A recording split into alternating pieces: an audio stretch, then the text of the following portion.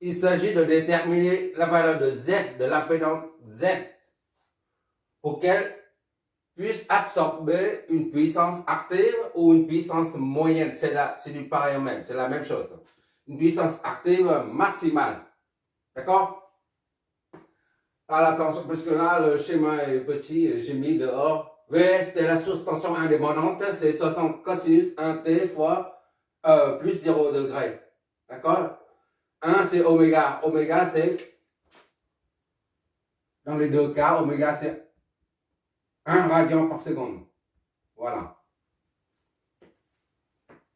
IST, c'est 5 amplitudes du courant indépendant, c'est 5. Sinus, un T plus 90, déphasé de 90 degrés par rapport à la source de tension. D'accord? Maintenant, pour déterminer l'impédance Z, on va considérer Z comme une charge. D'accord? C'est-à-dire, on va à ce niveau-là, Z est raccordé à ce niveau-là. Voilà, on va considérer Z comme une charge et voilà, on va l'enlever. Pourquoi faire? Pour trouver le circuit équivalent de Tenna aux bornes d'ici à là, disons 1 ou 2. D'accord?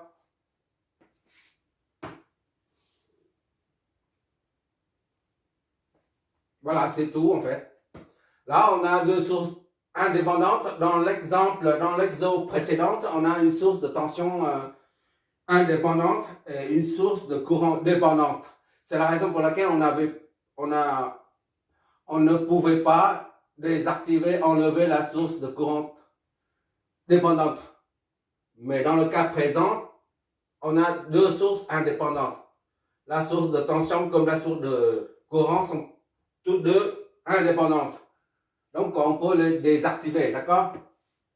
Pour trouver l'impédance équivalente de Ten. Bon, maintenant, on va commencer par trouver l'impédance équivalente de Ten aux bornes de Z. D'accord? Pour ça, je redessine le schéma en désactivant les sources de tension et courant.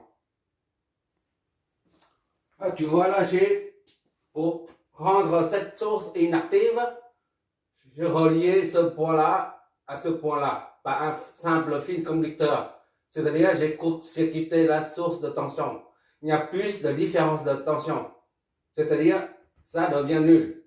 Comme si on l'enlève. D'accord? On court-circuite, là, ici, le fil conducteur est court-circuité, là. Court-circuite ça et ça. Même s'il y a une source de tension qui relie toujours, par exemple, ici, si tu mets un fil comme ça, là, voilà, tu relis ça ici à là, et ben, ça n'a plus de différence de potentiel. Voilà, c'est pour ça. Ce fil conducteur, c'est celui-là. D'accord? Que la source soit présente ou pas, et ben, on trouve toujours ici à là 0 volt. D'accord? C'est la raison pour laquelle, qu'elle soit là ou pas, ça ne change rien du tout une fois que tu as mis un conducteur ici. C'est pour ça que je l'enlève. Sinon, je peux mettre, hein, mais ça devient inutile.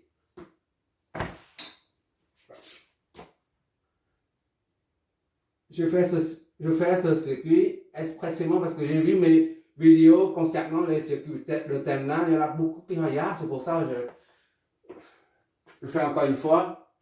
Et pour le circuit, pour la source de courant indépendante, pour qu'il n'y ait pas de courant, eh ben, il suffit de couper ici. Eh ben, il n'y a plus de courant qui passe dans ce conducteur-là. C'est comme si on l'enlève. Voilà, on a enlevé. C'est le vide. D'accord? C'est le contraire avec une source de tension, c'est un court-circuit. C'est-à-dire la résistance est nulle, tandis que pour une source de courant, la résistance est infinie. Ici, c'est plus infini, le courant ne passe pas. D'accord? Comme s'il n'y a pas de courant. Quand R est l'infini, comme l'entrée d'un AOP, d'un amplificateur opérationnel à l'entrée, la résistance d'entrée est infinie. Et ben, il n'y a pas de courant. Ici, c'est pareil. Quand c'est coupé, la résistance est infinie. Il n'y a pas de courant. D'accord? Et là, c'est la charge. Je l'ai enlevée, je l'ai dégagée. Voilà, maintenant, on peut calculer pourquoi. calcul de l'impédance équivalente de terminal. L'impédance, je n'ai pas mis résistance équivalente de terminal parce qu'on est en courant alternatif, d'accord? Quand c'est en courant continu, alors là, on parle de la résistance équivalente de terminal. Tandis que là, en l'occurrence, on a affaire aux sources de tension alternatives sinusoïdale et cosinus-soïdale, d'accord? C'est la raison pour laquelle j'ai baptisé l'impédance équivalente de terminal plutôt que la résistance équivalente de terminal, d'accord? Bon, maintenant, on va numéroter tout ça pour simplifier les calculs. 1, 2, 3, on va appeler ici 1, 2, ici et là c'est le même point, 2, encore, et ici c'est 3, et ça c'est 0, d'accord? Donc, il faut trouver la résistance équivalente de terminal, l'impédance équivalente ZTH aux bornes de 3 0, ZTH, d'accord? Et après, VTH, c'est toujours aux bornes de 3 0. Mais pour l'instant, on s'occupe seulement de ZTH. Bon, il n'y a plus de tension, il n'y a plus de courant, donc il ne reste que des résistants et des réactances.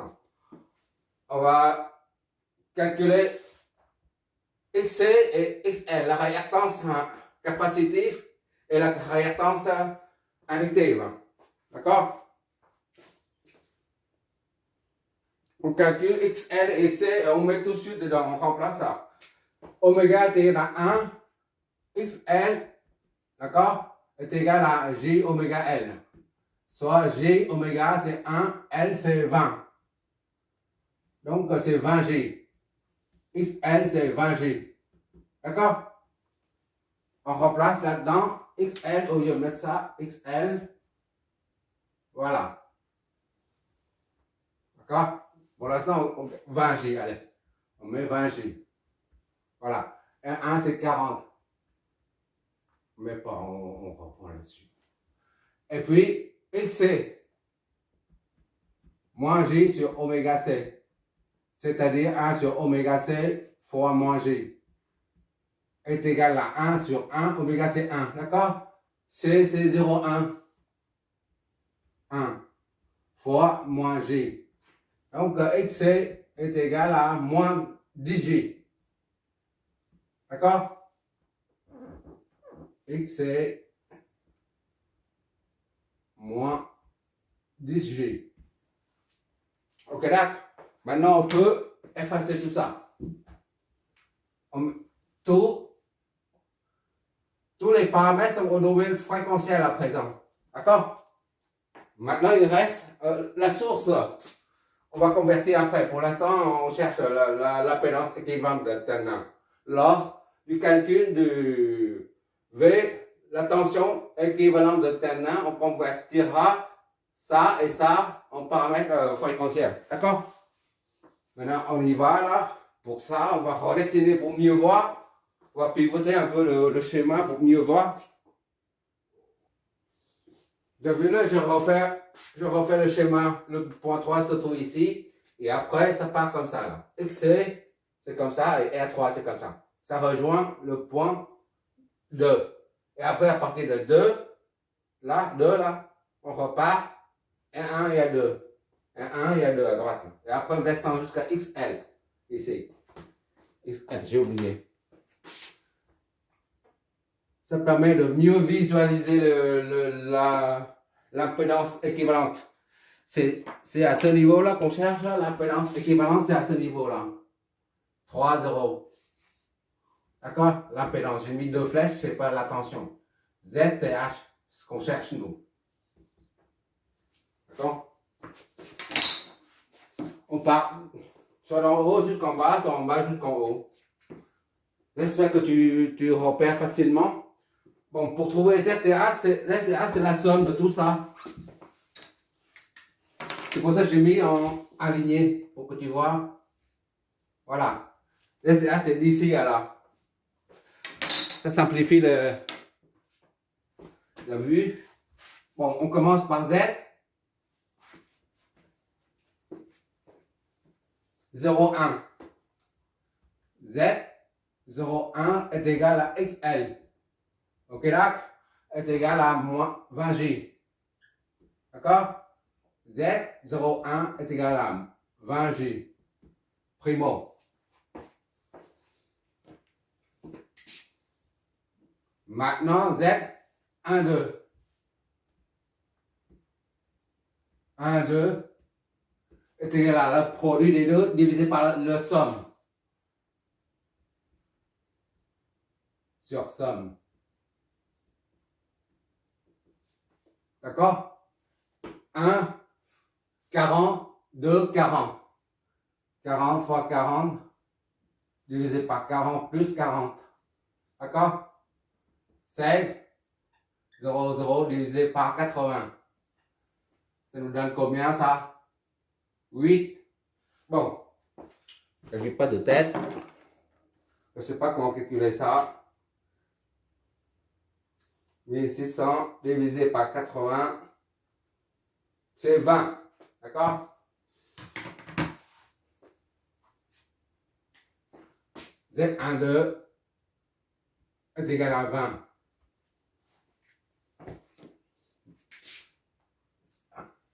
Il nous reste que Z23.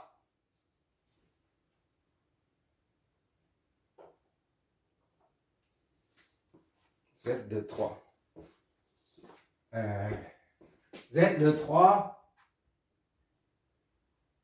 est égal à le produit des deux divisé par le somme, toujours pareil, XC fois R3 sur XC plus R3. D'accord?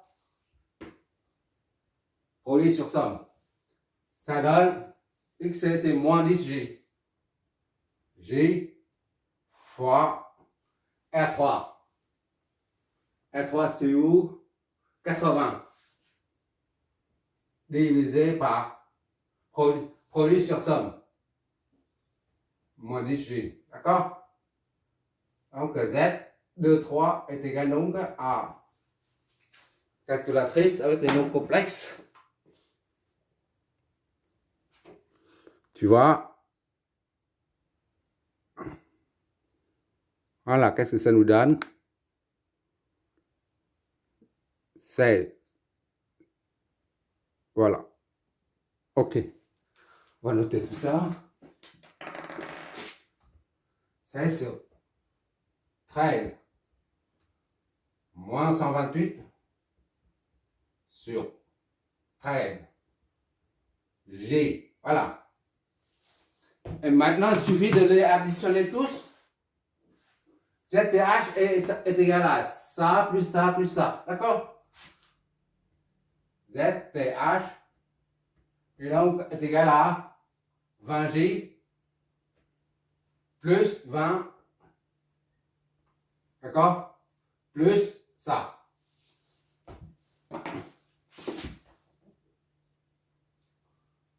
Z01 plus Z12 plus Z23. Donc, 20G plus 20 plus 16 sur 13 moins 128 sur 13G. Donc, ZTH est donc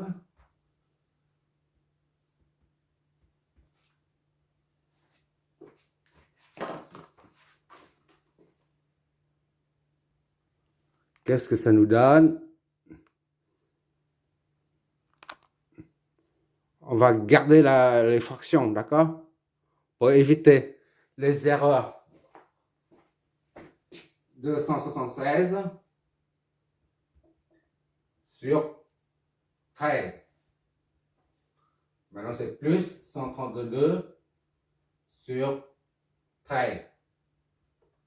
G, voilà. C'est notre premier paramètre constituant le circuit équivalent de Thevenin. D'accord? Notre premier paramètre. Maintenant, il s'agit de déterminer la tension. C'est toujours aux bornes 3 et 0. D'accord? Je remets ici, là. Ça, c'est 1, nœud 1, nœud 2, d'accord? Et ça c'est 3, ça c'est 0. Disons que maintenant on va baptiser ça 4, d'accord? Bon, pour déterminer ça, on va reprendre ce schéma-là, d'accord? Sans la charge, et on cherche la tension au bord. Je refais le schéma. Déjà, je vais noter ça quelque part. Notre résultat, je mets là-bas. ZTH est égal à 276 sur 13 plus 132 sur 13 G. D'accord? En ohm. Voilà. Maintenant, on peut effacer tout ça et redessiner le schéma d'en haut. Là, je redessinais le schéma d'en haut. Là, le schéma d'en haut, je remets ici. Là, j'ai enlevé la charge parce qu'il faut chercher la tension équivalente de TN1 aux bornes 1, 2, 3, 3, 0 VTH. D'accord? Voilà. Tout à l'heure, on a mis 2 et 4 maintenant pour trouver ZTH. Maintenant, j'ai inversé pour que ça soit 1, 2, 3, 4. Là, c'est 4. D'accord? Là, c'est 4. Voilà. 0, 1, 2, 3, 4. Pour que ça soit dans l'ordre. Maintenant, il faut déjà, faut convertir ça en. Là, c'est en fréquentiel, là, en nombre complexe. Ça, c'est en nombre complexe. Ça, c'est un réel. Que ce soit dans le domaine temporel ou fréquentiel, c'est toujours un réel. D'accord? Maintenant, il faut convertir ces deux-là en fréquentiel. On a dit. Ça, c'est le résultat partiel. VS, dans le domaine fréquentiel, ça donne 60 VS est égal à 60 cosinus de 1 oméga T, c'est oméga C1. T, c'est la variable, 0 degré. Voilà. Et IST, ça donne IS. Domaine fréquentiel, c'est 5. On reprend l'amplitude. Déjà, ici, il faut convertir en cosinus sinusoïdal, déjà, pour le courant. D'accord? IST est égal à 5 sinus T plus 90. Pour pouvoir mettre ça sous forme phaseur, il faut convertir ça en cosinus sinusoïdal.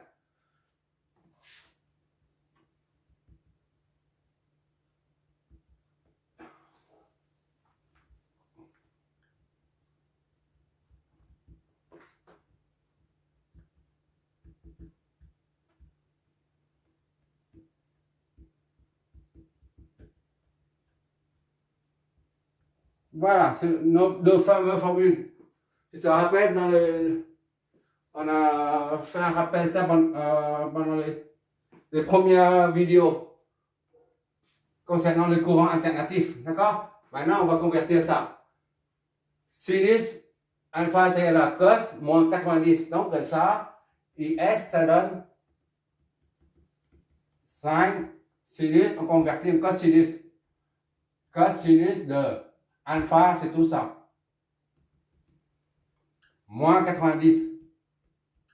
Soit IST est égal à 5 cosinus T également. D'accord? Donc, en phaseur, ça donne 5, ça 0 là. C'est comme si 0 là. Degré. D'accord? 0. Donc, on a les deux là maintenant, à présent.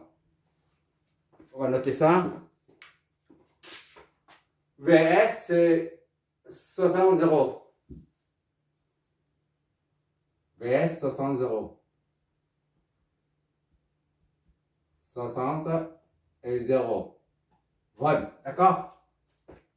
Et IS, c'est 5 0.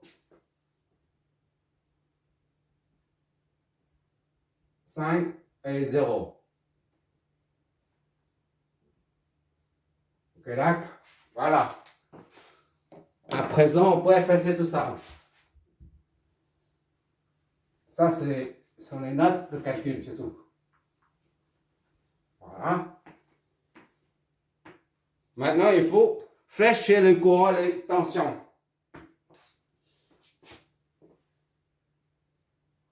Pour les courants, on suppose que, pour les courants, là, dans le circuit, on suppose que cette source débite un courant I1, par exemple.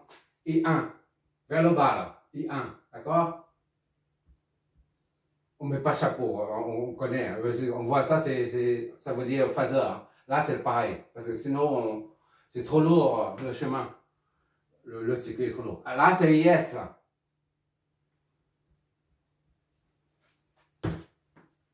OK? I1 ici. Donc, I2, on va partir comme ça, là. I2. D'accord? I2, on va mettre comme ça ou comme ça, c'est la même chose. I2.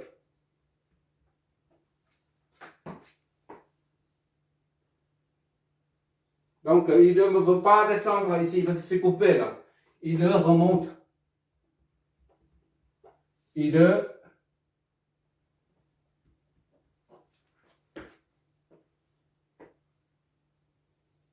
Ça arrive, ça descend. Ça, I3.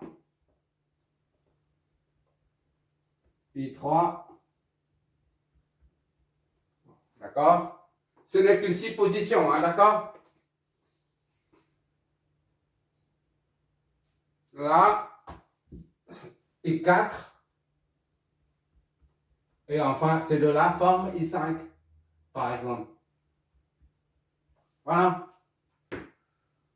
Là, les deux courants arrivent, un qui sort. Donc le quart, il n'y a pas de bouchon.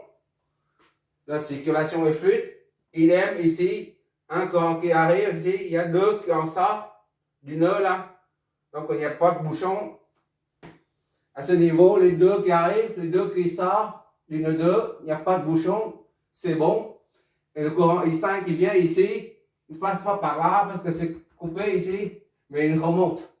Donc I5, on sait que maintenant I5 est égal à IS, d'accord? C'est bon. Maintenant, il faut flécher les tensions. V10, ici, c'est V10. V10. Et là, c'est V41. C'est un récepteur V41. Je ne mets pas de chapeau comme ça, hein. Ça c'est trop lourd. Le chemin devient lourd après. V21 maintenant.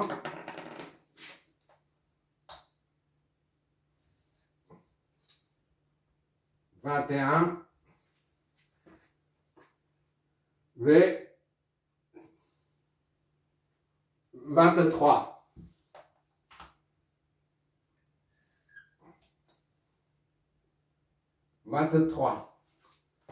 Récepteur, courant et tension s'opposent. V34. Récepteur. V34. 34. D'accord? Courant et tension s'opposent. Et enfin, il nous reste deux sources. V24 et V20. V24, c'est ici.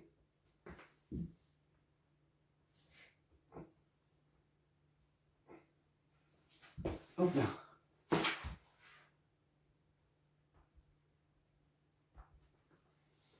V24.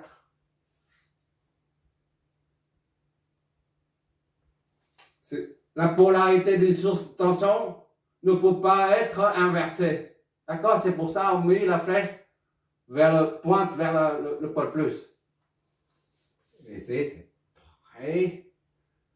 V20. D'accord? Donc la phase de préparation du circuit à l'analyse est terminée. Maintenant, on peut l'analyser pour trouver la tension, le potentiel au point 3. Le potentiel au point 3, c'est la même chose que la différence de potentiel 3,0. Et c'est la tension recherchée. Tension équivalente de Tenna. D'accord? Puisque VTH, V30,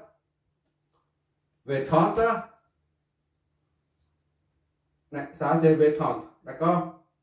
C'est égal à V0 moins V0, V3 moins V0. C'est égal à VTH. D'accord? Donc, ça, c'est 0. V3 est égal à VTH. Tout simplement. Tout simplement. Il suffit de trouver le potentiel au point 3 pour en déduire VTH. Voilà. On y va. V0 est 0. D'accord? On fixe ça à 0 arbitrairement. Donc, V0 est égal à 0. Primo. Maintenant, on va faire à partir du bas jusqu'en haut. V10 est égal à V1 moins V0 est égal à XL fois I5. L fois I5. Ok, là? Donc,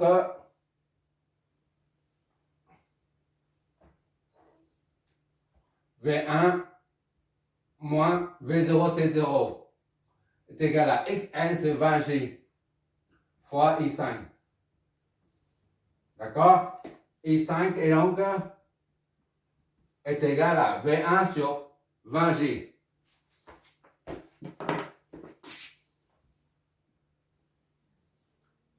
I5 est égal à V1 sur 20G. D'accord? Puisqu'il y a le J au dénominateur, il faut qu'on fasse disparaître ça, parce qu'on ne peut pas le manipuler là. Multiplie par J en haut et J en bas. J V1. J en bas fois J, ça fait J au carré, ça fait moins 1. Moins, ça fait moins 20. Donc, I5 est égal à moins J sur 20 fois V1. D'accord? Ça, c'est notre première équation. À mon avis, on doit utiliser les matrices. Parce qu'il y en a plusieurs branches. Maintenant, c'est V21. Ici, on s'occupe de